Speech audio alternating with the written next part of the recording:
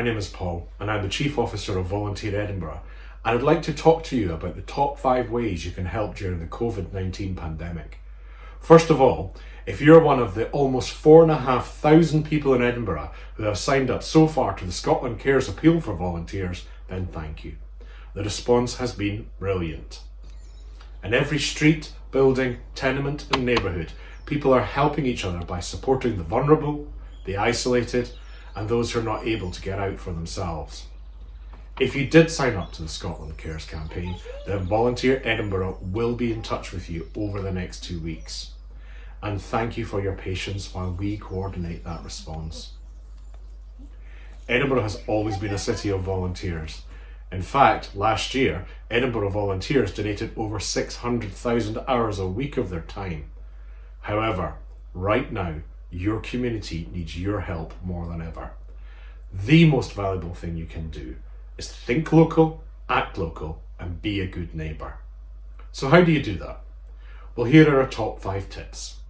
Our first tip is, you should only offer to help if you and everyone in your home is healthy and no one has the symptoms of COVID-19.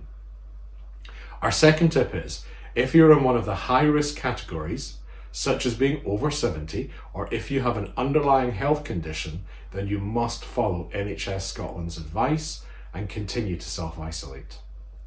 If you're not required to self-isolate, then the Scottish Government's advice is clear.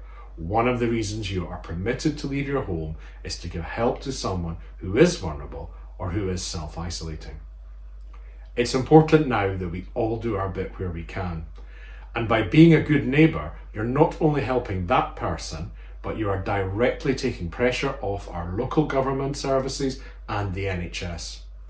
Our third tip is to think about every single person, whether or not you think they're vulnerable.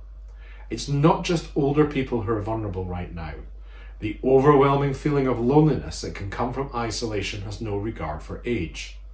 I'm just as concerned for the 30-year-old who lives on their own and is perhaps isolated from family and friends, as I am for the 80-year-old who may be isolating due to underlying health conditions. Our fourth tip is, if you don't know your neighbours, then now is the time to reach out. Volunteer Edinburgh's website has useful templates which you can use. But equally, something as simple as a handwritten note put through the letterbox is absolutely fine. Social media apps and websites like Nextdoor are a great way of connecting with people in your immediate neighbourhood. They are also an extremely useful way of letting people know that you need help or assistance. Our fifth tip is to keep yourself and others safe at all times. You must follow social distancing guidelines when being a good neighbour, and as always, good hand hygiene is important. Volunteer Edinburgh's website also has tips on how to offer your help as a neighbour and of course accept help safely. Since the pandemic started, voluntary organisations and charities have been adapting to the current situation. They are still supporting the tens of thousands of people they were before the pandemic started. Many of them are now also helping in new ways, coming together to feed vulnerable people or to support those who are even more lonely and isolated than before.